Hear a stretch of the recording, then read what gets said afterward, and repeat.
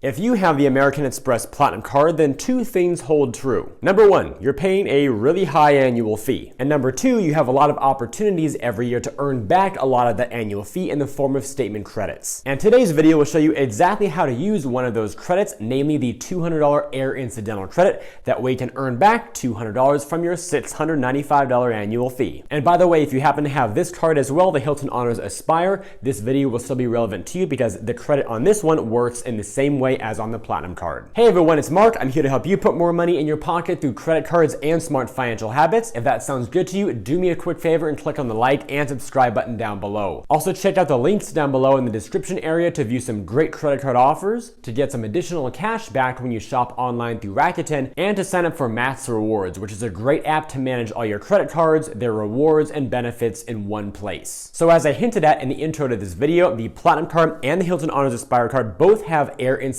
fee credits. The one on the Platinum is $200 per year, and the one on the Hilton Aspire is $250 per year, but they function in exactly the same way. Literally no difference at all. So the purpose of these credits is to reimburse you for things related to airfare. You simply charge them to your card, and usually within a few days you'll receive a statement credit to reimburse you for those certain types of charges. And yes, there are some definite nuances when I say certain types of charges. Unfortunately, Amex does not include airfare as an eligible reimbursable charge. It must be related to your airfare, and I'll dive into all those details for you right now. All right, so here's the current list of eligible airlines. You can choose from Alaska, American, Delta, Frontier, Hawaiian, JetBlue, Spirit, Southwest, and United Airlines. And yes, that does mean if you charge eligible items from a different airline, it will not work. So it must be from this list. All right, now that we know the eligible airlines, let's move into what types of charges can be reimbursed. The eligible charges for your air incidental credit include checked baggage fees, overweight or oversized baggage fees, change fees, meaning changing your flight from one to another, phone reservation fees, pet flight fees, airport lounge day passes, and annual memberships. Again, this is only for lounges owned and operated by these specific airlines on the list that we just saw before. If you're going to, for example, an independent lounge or priority pass lounge or something like that, this type of credit will not reimburse day passes at any of the other lounges. They must be, for example, the American Airlines Admirals Club, Delta Sky Lounge, United Club, Alaska Lounge, etc. You'll also be reimbursed for seat assignment fees. So whether you're paying to select your seat on an airline like Spirit or Frontier, or choosing a seat with more legroom on American or Delta, something like that, or if you're even on Southwest Airlines and you purchase Early Bird, which gives you a better boarding position and therefore better seat assignment options, that will work as well. I've personally had Southwest Early Bird purchases reimbursed many times over the years, and it works very well. And the last two we have here include in-flight amenity fees like beverages, food, pillows, blankets, etc., and also in-flight entertainment fees, excluding wireless internet because that's not billed by the airline in most situations. Now, check out the note there in yellow font at the bottom. You must charge these separately from the air ticket, because if you purchase your air ticket and then you just bundle in some additional fees for your luggage or your better seat or whatever it is, then you'll have one charge that would be billed as an air ticket. And since the cost of airfare is not eligible to be reimbursed, it won't work. Therefore, book your flight first and then go back and add any additional extras that may be eligible. Awesome, so now we've covered both the airlines and the types of charges that will be eligible for this air incidental credit. Now let's cover some extremely important notes that you've got to know about how this all works. The first thing you'll want to know is that first-time activation of this benefit is required. In fact, it's so important to do so that I want to give you an on-screen demo very quickly to show you where it's located inside your online American Express account and how to activate it and then choose your airline. So follow me over to my computer and we'll get that done. Okay, so of course, step one is to log into your online American Express account and then go to your Platinum Card here in the top right-hand corner. Make sure it's selected.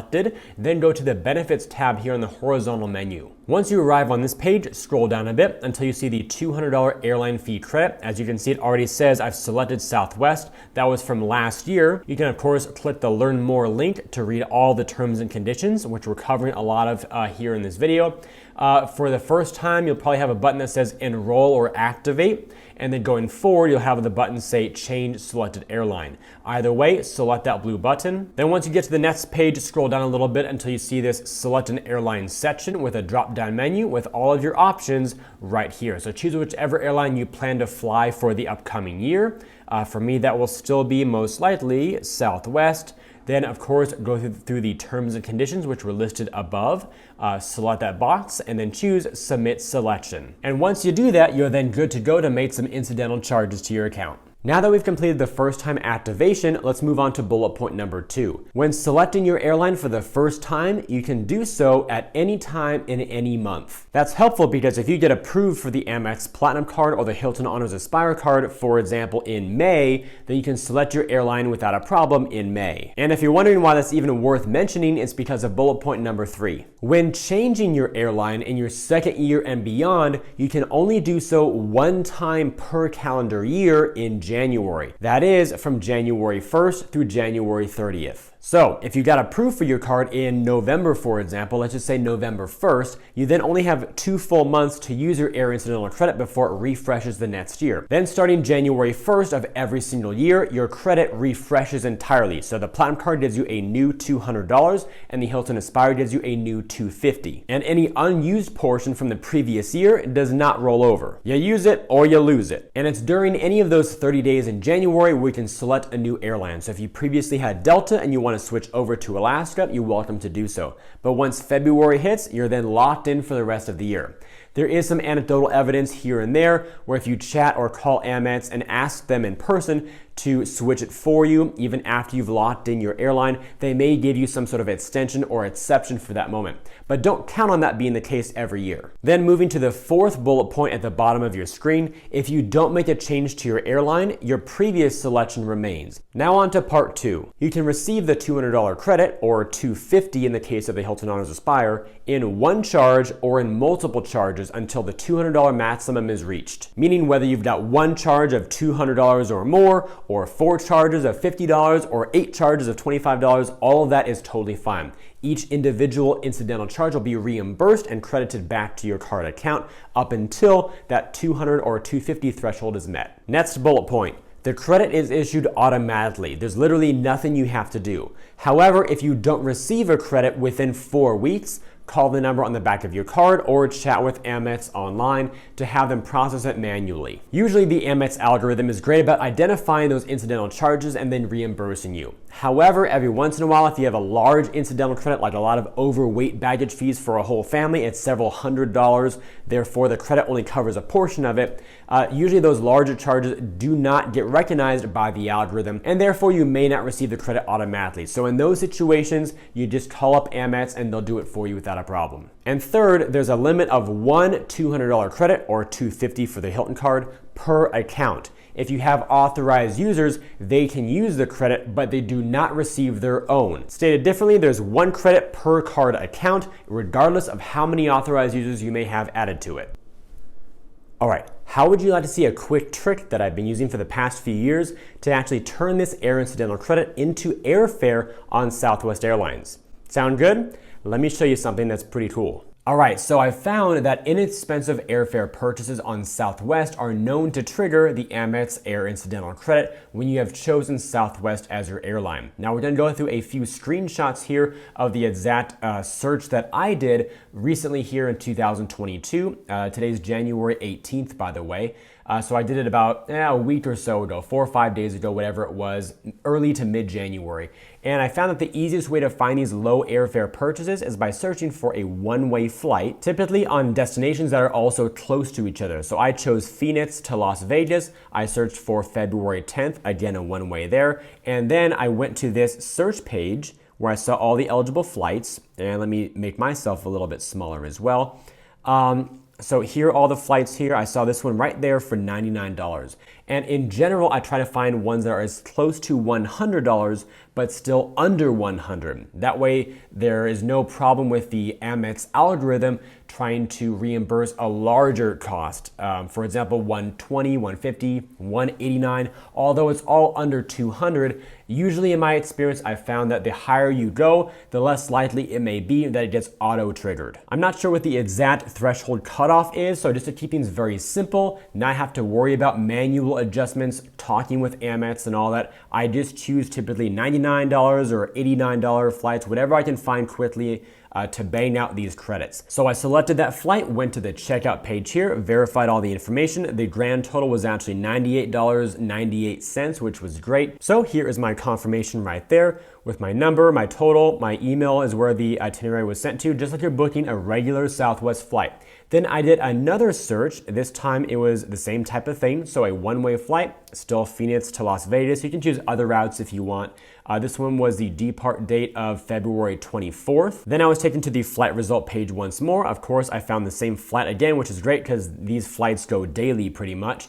There it is right here, 750 to 805, $99 once again on that same date. So I chose that one. Here was the same breakdown once more, $98.98. So I locked in that purchase as well. Now I've got 2 one-way flights booked. And then if you look at your actual credit card online, you'll see both of those charges pending for probably 1, 2, or 3 days, and then they'll go from pending to posted. I like to wait until the charges fully post to my account just to ensure there's no interruption in any of this flow that we're doing here. I'm not sure 100% if you've got to wait until it posts, but again, that's just what I do. Then after those 2 charges post to my card, I then wait several more days to receive the reimbursement back from that $200 credit on the Platinum Card. And now switching over to my American Express account, here's my Platinum Card that I just pulled up, and you can see my charges. Let me zoom in here as well. The 2 Southwest charges were on January 10th, both for $98.98. And then about 3 days later, on the 13th of January, both of those got reimbursed. So that was about 3 days there, plus about 2 days of the charge originally pending. So for me, about 5 days. And it's at this point, once I've seen the reimbursements come through, that I then go back over to my Southwest account and I cancel out the 2 flights that I booked. The way Southwest works is when you cancel a flight on the wanna get away fare of class, which is their least expensive airfare, they simply give you this thing called travel funds, basically like an e-certificate to apply toward a future flight. So here were my 2 flights. I just blurred out the confirmation numbers. The expiration is about 1 year from the time you originally purchased. So for me, these 2 flight credits, there is $98.98 for both of them. They will expire on January 11th of 2023. And then up here, boxed in red, I have my travel funds available, which is $197.96. So the sum of those 2. And that is exactly how I turn my air incidental credit from American Express into flight credits to use for any airfare that I want on Southwest. And one final note about all this is I make myself much bigger here on the screen. I can't guarantee this will always be working in the future. In the past, you were able to purchase e-gift cards from American Airlines and Delta Airlines and have those reimbursed through the same credit. Those loopholes have since been patched up. It doesn't work anymore, but this Southwest one does still work. I'm making this video again in January 2022. So as long as this loophole lasts, and if you fly Southwest and it benefits your own travel habits, I hope you get some good value out of this.